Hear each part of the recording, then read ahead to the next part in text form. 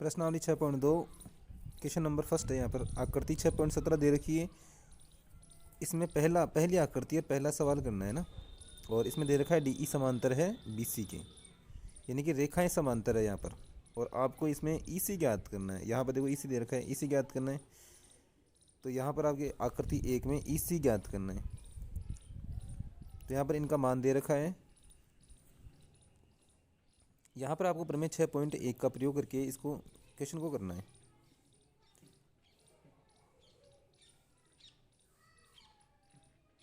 तो हम लेते हैं यहाँ पे त्रिभुज ए बी सी से। इस त्रिभुज में डी ई समांतर बी सी दिया हुआ है। डी ई समांतर है बी सी, ये आपके दिया हुआ है।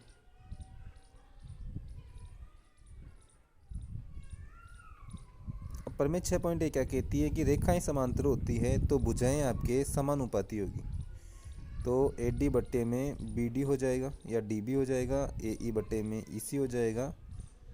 अब ये क्यों होता है, इसका आपको कारण लिखना पड़ता है प्रमेय 6.1, या फिर आप बाई बी बी टी लगा सकते हो, कुछ भी लगा सकते हो। तो प्रमेय 6.1 है।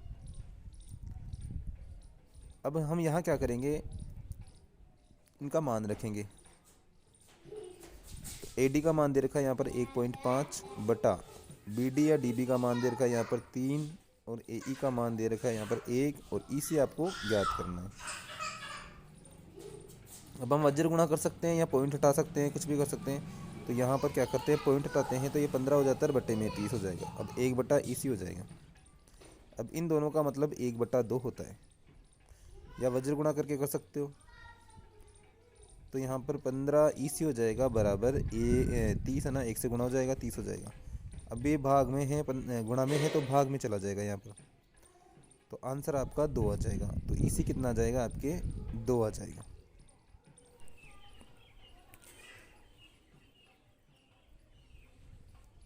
यहाँ आपको चित्र में देखना है। देखो यहाँ 1.5 का डबल कितना हो रहा है, 3 हो रहा है। तो यहाँ 1 का डबल कितना हो जाएगा, 2 हो जाएगा, क्योंकि भुजाएं समान अनुपात में विभाजित करती है अगर रेखाएं समांतर हो तो। अब हम बात करें क्वेश्चन नंबर 2 में। आपको यहाँ पर ये तो दिया हुआ है ही, और यही ज्ञात करना है। इसका मतलब आपको ए डी ज्ञात करना है प्रमेय 6.1 का प्रयोग करके। ए डी का मान ज्ञात करना है और बाकी मान आपके दिए हुए हैं। तो यहाँ रख लेते हैं हम, ए डी का ए डी हो जाएगा, डी बी या बी डी का मान हो जाएगा 7.2 बराबर हो जाएगा। ए ई का मान यहाँ पर 1.8 है और ई सी का मान 5.4 है। अब यहाँ पर पॉइंट को हटाना है आपको, तो 0 लगाकर हटा सकते हो या डायरेक्ट आप पॉइंट से पॉइंट भी काट सकते हो ना। तो यहाँ आ जाएगा आपके 18 बटे में 54 हो जाएगा। अब इसमें 18 का भाग जाता है या तिरछा गुणा कर सकते हो।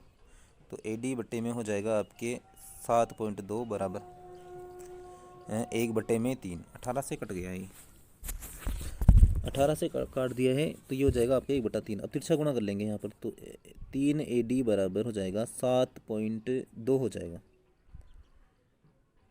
अब ये भाग में चला जाएगा, यहाँ पर ए डी बराबर 7.2 बटे में 3। तो यहाँ पर आ जाएगा 24। 24 को हम लिख सकते हैं 2.4 या पॉइंट लगा सकते हो, 0 लगा सकते हो। तो यहाँ हो जाएगा आपके 2.4। तो ए डी का मान आ गया आपके 2.4 से।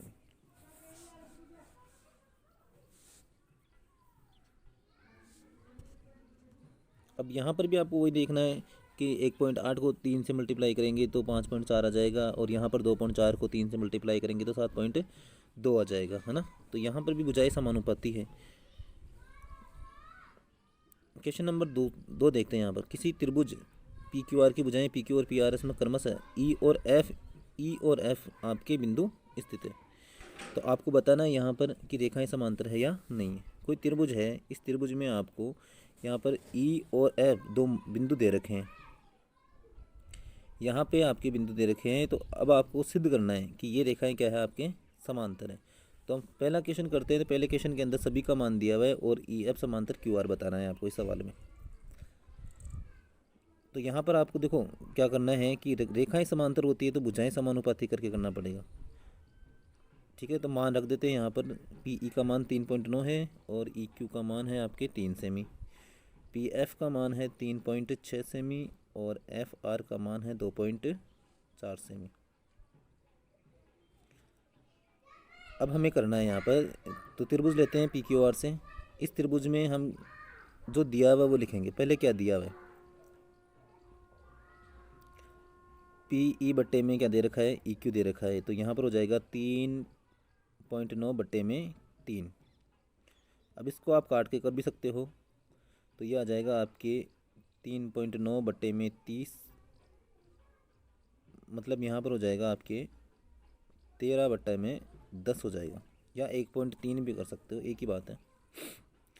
इसे आप समीकरण नंबर 1 मान सकते हो। और अब दूसरी साइड करनी है आपको, पी एफ बटे में एफ आर बराबर 3.6 और 2.4। अब आप इसमें 36/24 कर सकते हो इसको, क्योंकि पॉइंट बराबर है यहाँ पर। अब इसमें जाएगा आपके 12 का भाग चला जाएगा, 12 या 36, 12 दूना 24, ठीक है। अब ये दोनों अनुपात में बराबर नहीं है, क्योंकि यहाँ पर इसके मान बराबर नहीं है। तो हम यहाँ लिखेंगे पी ई बटा ई क्यू इक्वल नोट, बराबर को काटना है, इक्वल नोट पी एफ बटे में एफ आर आ जाएगा। जब भुजाएं समानुपाती नहीं है तो रेखाएं समांतर नहीं होगी। ध्यान रखना यहाँ पर भुजाएं समानुपाती नहीं है, तो हमें जो बताना है वो यहाँ लिखना है कि क्या क्या बताना है आपको। तो ई एफ समांतर नहीं है, समांतर का निशान लगा के इसको काट देना है और फिर क्यू आर लिख देना है। तो ई एफ समांतर नहीं है क्यू आर के, और ये क्यों नहीं है, परिमित 6.2 से।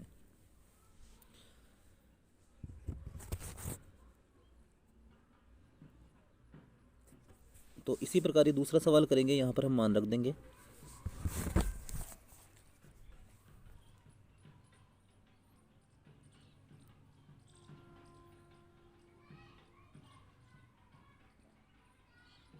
अब यहाँ पर इनको अनुपात में दर्शाना है एक एक साइड को। तो यहाँ हो जाएगा त्रिभुज पी क्यू आर से पी ई बटे में हो जाएगा ई क्यू, पी ई बटे में ई क्यू हो जाएगा।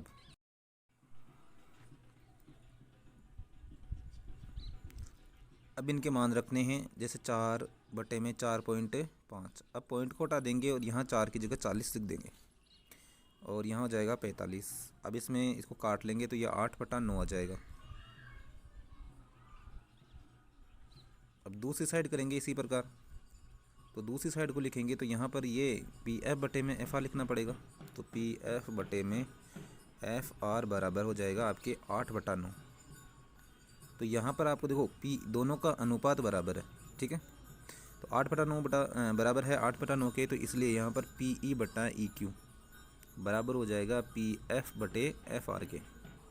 जब ये दोनों बराबर हो जाते हैं, समान अनुपात में विभाजित हो जाता है, तो हम लिखेंगे यहाँ पर क्या लिखना है आपको, जो सवाल में आपको बताना है वो आपको लिखना है यहाँ पर। अगर भुजाएं समानुपाती हो जाती हैं तो यहाँ पर हम क्या करेंगे, इनके समीकरण नंबर 1 व 2 से लिख देंगे। भाई ये बराबर कैसे हुआ, तो हम बता सकते हैं यहाँ पर समीकरण नंबर 1 व 2 से। अब ये समानुपाती हो गई तो हम बता सकते हैं कि यहाँ पर ये दोनों बराबर हो ही जाएंगे। तो यहाँ पर हो जाएगा ई एफ समांतर है क्यू आर।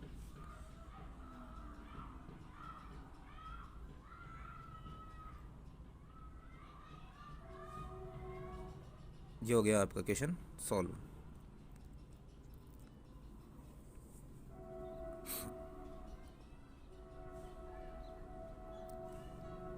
क्वेश्चन नंबर 3 है, इसमें मान रख देंगे पहले त्रिभुज में। पी क्यू पूरा दे रखा है, यहाँ पर पी क्यू का मान, यहाँ ध्यान देना है आपको, 1.28 दे रखा है, पी क्यू पूरा मान दे रखा है, और पी आर का भी पूरा ही दे रखा है 2.56, पी ई का 0.18 दे रखा है, यानी कि 0.18। तो या तो इसको आप सॉर्ट करके भी कर सकते हो। तो अब हम क्या करेंगे, यहाँ पर घटा के कर लेते हैं इसको ना।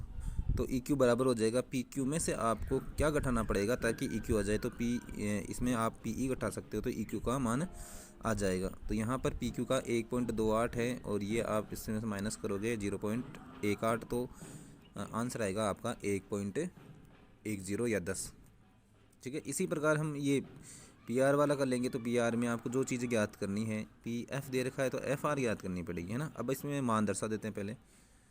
तो पी ई का तो दे रखा है आपके 0.18, और ई क्यू का हमने ज्ञात किया है 1.10, ठीक है। अब इनका दोनों का अनुपात के साथ में लिख सकते हैं, बड़े के साथ में वैसे भी लिख सकते हैं, लेकिन छोटे छोटे लिख देते हैं। अब यहाँ पर हम ज्ञात करेंगे कौन सा, पी आर। पी आर तो दे रखा है 2.56, आपके पी एफ दे रखा है 0.36। अब आपको एफ आर ज्ञात करना है। तो पी आर में से अगर हम पी एफ घटा लेते हैं, पी आर में से हम पी एफ घटा लेंगे तो हमारा एफ आर आ जाएगा। तो 2.56 में से हम घटाएंगे 0.36, तो हमारा आंसर आएगा 2.20। ठीक है।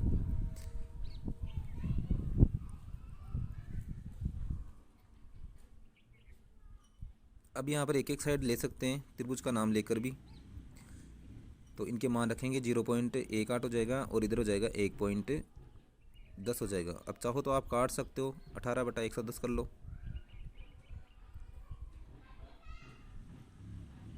तो ये हो जाएगा आपके 9/55 हो जाएंगे, 9/55। इससे दूसरी साइड को सरल करेंगे तो दूसरी साइड में आपको लिखना पड़ेगा पी एफ बटे में एफ आर लिखना पड़ेगा और इनके मान दर्शाने पड़ेंगे। तो इनके मान दर्शाते हैं तो पी ई का मान हमने 0.36 दे रखा है और एफ आर का मान ज्ञात कराया हमने 2.20। ठीक है। अब इसको आप 36 बटे में क्या लिखोगे, 220 लिखोगे। अब इसमें हम 4 का भाग दे सकते हैं, 4 का भाग दे दो, 2 का भाग दे दो, तो यहाँ पर 18/110 हो जाएगा। फिर वापस आ जाएगा आपके 9/55। अब ये दोनों बराबर हो गए तो इसमें आप समीकरण नंबर 1, 2 भी दे सकते हो। तो यहाँ लिखेंगे पी ई बटे में ई क्यू समानुपाती है पी एफ बटे में एफ आर के। क्यों है, समीकरण नंबर 1 व 2 से हो जाएगा। अब यहाँ पर रेखाएं क्या हो गई, वो भुजाएं क्या हो गई, यहाँ पर समांतर हो गई। तो रेखाएं क्या हो जाएगी, समांतर हो जाएगी। तो हम लिखेंगे यहाँ पर ई एफ समांतर है क्यों, प्रमेय 6.2 के अनुसार।